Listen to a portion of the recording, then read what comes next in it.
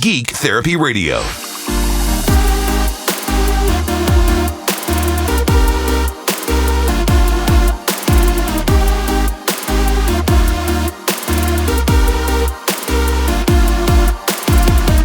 Welcome to the Geek Therapy Radio podcast. I am your mental curator, and honestly, I'm just recording this right now to test the in-car recording capabilities of my lavalier microphone and my cell phone, my smartphone, which I have in like the screen cubby of my car. I'm working on something, got a project coming up, so I kind of need to see how in-car audio is going to work out. So I'm doing this while I am driving, and typically I don't think I've ever done a podcast while I'm driving, but that's what we got today, and I'm kind of testing out the microphones. Really, this is going to be done in the DeLorean, which is from 1983, and I would imagine the DeLorean, well, I know for a fact that the DeLorean is going to be much louder than a 2010, so a relatively modern Audi is. Or I call her Rowdy, because she's one of the last V8s. Anyways, for those who care, who've never heard about what Rowdy is, I've talked about the DeLorean many times, but I've not really talked about my daily driver too much. It's a 2010 Audi S5. Of course, it has the 4.2 liter V8. And right now I'm driving past some sirens, so we'll see how this picks up. You don't need your sirens on for this, you're just laying down cones. Alright, you turned it off. Anyways, yeah, 2010 Audi S5, 4.2 V8. I believe in 2013 the S5 went to supercharged V6. So this is one of the last German V8 coupes, at least from Audi. It is definitely one of the last V8 coupes, German V8 coupes with a manual transmission. And that with the V8 is the reason why I got this car way back when. I actually got it used. There's no way I could dream of affording a car like this brand new. This car brand new was closer to $80,000. It was definitely over 70 grand brand new. I didn't buy it brand new. I bought it a few years old for substantially less than that. This is a dream car. The DeLorean was obviously my first dream car, but my dream was to own at least one just really nice car, maybe like a luxury car, but not just anything. You know me, I don't want just anything. So it was very particular. I hunted and searched and scoured for this very, very specific model of Audi S5, and it turned out that it was available right here in Houston. That's one of the benefits of living in a city of 6 million people. We don't have to travel far to have a lot of choice. So this was available at Audi Central Houston. They used to be a sponsor of the show for a few minutes. When was that? 2017, 2018, something like that. I was helping them sell the e-tron, which is an electric car. Let's see if this Cadillac in front of me is going to use his blinker. My vote is that he won't, but I always love to be pleasantly surprised. He's tailgating the person. He could go around him if he wanted to. Is he just going to be a douche? This is real-time podcast while on the road. You can go around him on either side.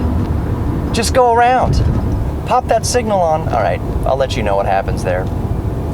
But yeah, I searched high and low for the Audi S5 in this particular setup. Okay, this Cadillac's taking up 2 lanes. He wasn't changing lanes. He's just taking up 2 lanes, drifting around. Probably drunk.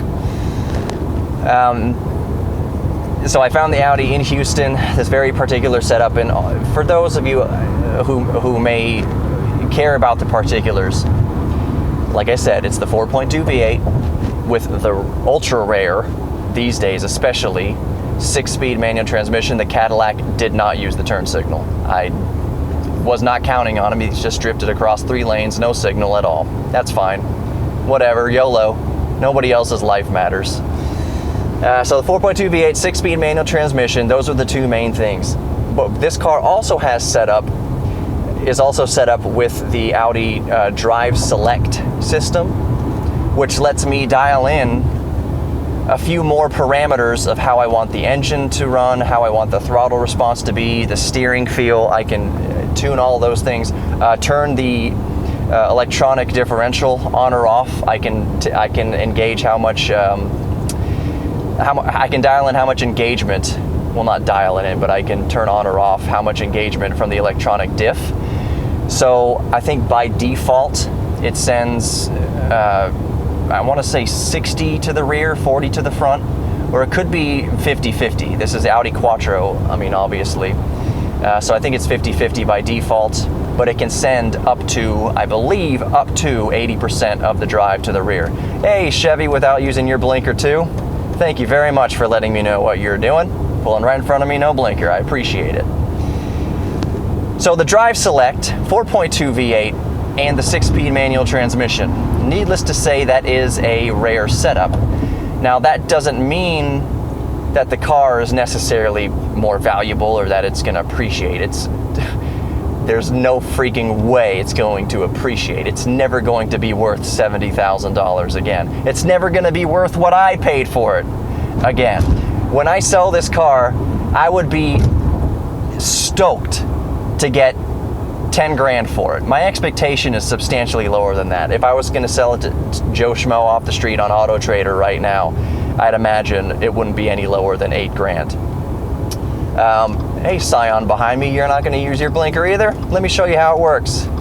Little wiggle of the stick there, showing you I know how to use mine. Isn't that crazy? So yeah, it's never going to appreciate. If I sold it for 8 or 9 grand, that's what I'd expect. I'd be ecstatic to get 10. Although, if I put it on bringatrailer.com, I would expect to get a bit more. Because there are other people like me who are probably searching for this exact setup. They say, okay, I've got an Audi S5 in mind, but it has to be the V8. It has to be a manual transmission. And it has to have the Drive Select with the electronic differential. So that's why I would put it on bringatrailer.com. It's because it's a magnet for those types of specialized buyers, I guess you could call it. I'll turn on my blinker, gonna go over here. This is how you use blinkers. All right, now I'm in my lane using my correct blinkers. You're hearing the geek road rage right now. So this podcast wasn't just to tell you about my daily driver or what I'm driving or what I'm doing, why I'm testing these microphones. I don't know which microphone I'm going to use for this podcast if I even do upload the podcast, which I might not. I might decide that the audio quality is so bad from both of these microphone setups that I would not put my name on it for a podcast. But that's one reason I'm doing this test. Just jumping on the laptop mic right now. I wound up using the lavalier microphone for this podcast, and obviously I uploaded it. The meat and potatoes of this podcast, and I don't know how long I'm going to talk about it, is that I see, this is kind of an understatement, to say that you see this sentiment across the internet is an understatement, and that sentiment is people wishing for the demise of Intel.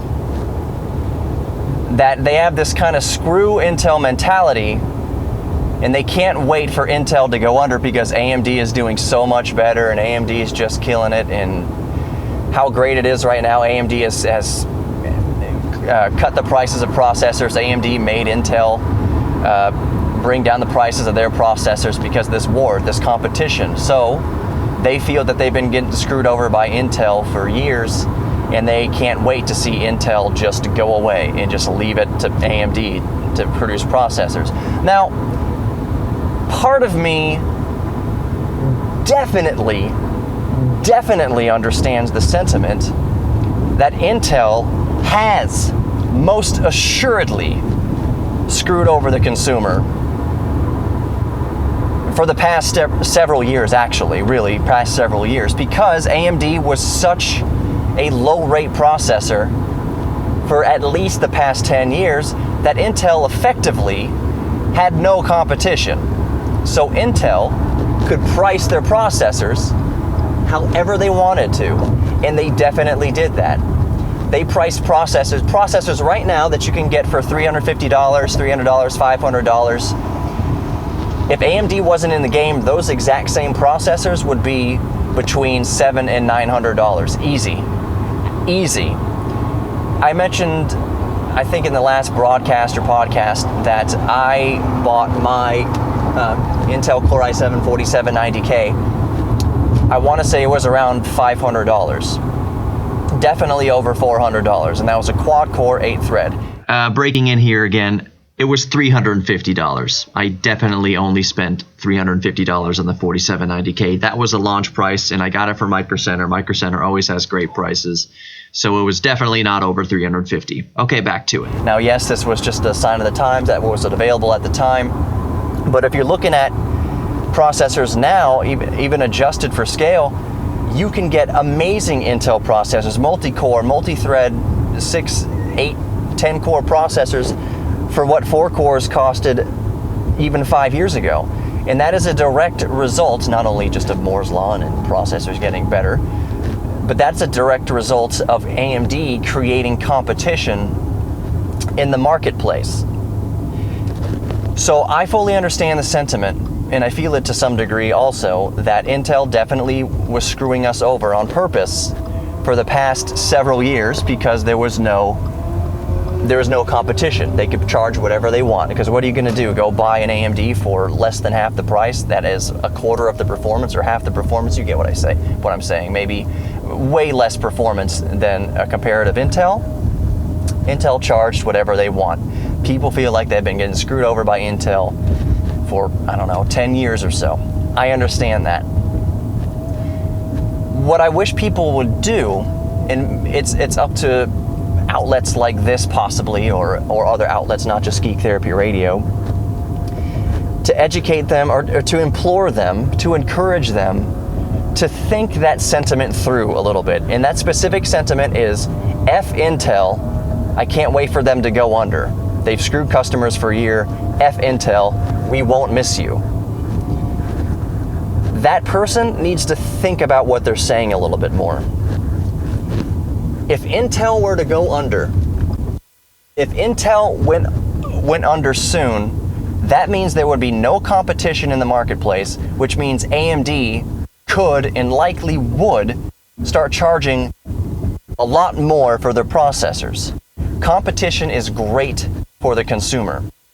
So you are actively wishing against yourself. If you're a PC enthusiast and you like building PCs and you're thinking about building PCs, or you build PCs for other people, or whatever you do, you're a PC gamer, you're a PC enthusiast in the slightest, you do not actually want Intel to go under.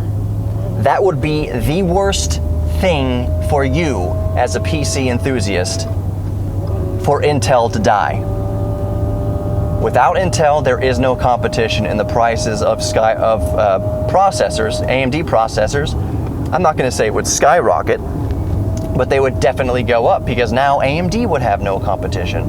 I touched earlier in a previous podcast that AMD, some people think, oh, AMD is just killing Intel, the performance is better than it. That's not the case. Per core for core, AMD is not better than Intel. And even if they were better than Intel, it wouldn't be by wide enough of a margin to risk losing the market segment. So if Intel went down today, that would be a bad thing for AMD as well. They do not have good enough of a lead to start messing with the consumer base, if that makes any sense at all. It'd be one thing to see the nail in the coffin for Intel if AMD was just so far. Let's say AMD was had a 30% performance gain across the board from Intel, core per core. AMD was ahead of Intel by 30% performance gain for 1 year. That every processor they released for 1 year was at bare minimum 30% better than Intel per core. That's still not enough of a buffer. That's still not enough money that they would have in the bank to rest on their laurels to start screwing over the customer. You would need a buffer of several years. AMD would need to consistently outperform Intel for years before they could comfortably say, okay, now we can start tinkering with profit margins. Now we can start not trying to pull things over on the customer, because I would never imagine they word it like that. But AMD can't rest on any laurels in assuming that they're the champ anytime soon. They are not out ahead by enough for long enough yet. So, once again, this sentiment that even though, yes, I understand, some of us are upset with Intel and we felt like we've been taken advantage of by Intel, the sentiment that you actively want Intel to fail is, pardon my French here, but the stupidest, most idiotic, most ignorant, most ill thought out conclusion that a person could come to if they are a PC enthusiast. You do not want Intel to fail. The only thing that could make the marketplace better right now for PC enthusiasts and gamers is if Player 3 entered the match. And I don't know of too many Player 3. Well, actually, I do know of a Player 3. ARM and Qualcomm and ARM-based processors. But those, to my knowledge, and maybe one of you can correct me, maybe some of you can correct me, ARM isn't operating, I don't think there's any ARM chips that operate natively with the x86 platform.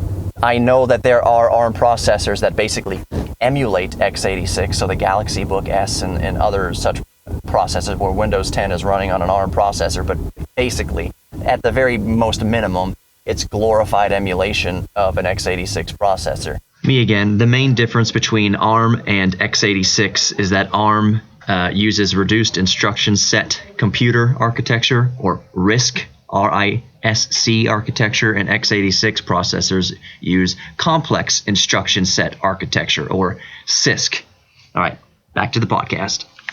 Are there any ARM processors? I'm driving right now. I can't obviously look it up. Are there any ARM processors that run natively x86? To my knowledge, there absolutely aren't. Because if there were, they would be everywhere. ARM processors are so incredibly energy efficient. And Apple's chips, the A13 Bionic and what have you, I believe they're based on ARM. Don't quote me on that. Maybe look that up. But I believe even Apple processors, I'm sure, Anderson, you will let me know via Twitter whether I'm correct in this or not. That Bionic processors are based on ARM. I think that is the case. But okay, so that's the only, for sake of argument, Player 3 that there could possibly be. Me again. Apple Bionic chips are definitely based on ARM architecture. Point is, to my knowledge, there's two x86 manufacturers right now, Intel and AMD, in the mainstream, and that's only two. The only thing that could be better is if another chip maker, Player 3, entered the match and they had a competitive processor per core that could compete against Intel or AMD. That's the only way things could get better right now as far as we, the consumer, are concerned. There's other little factors too, of course.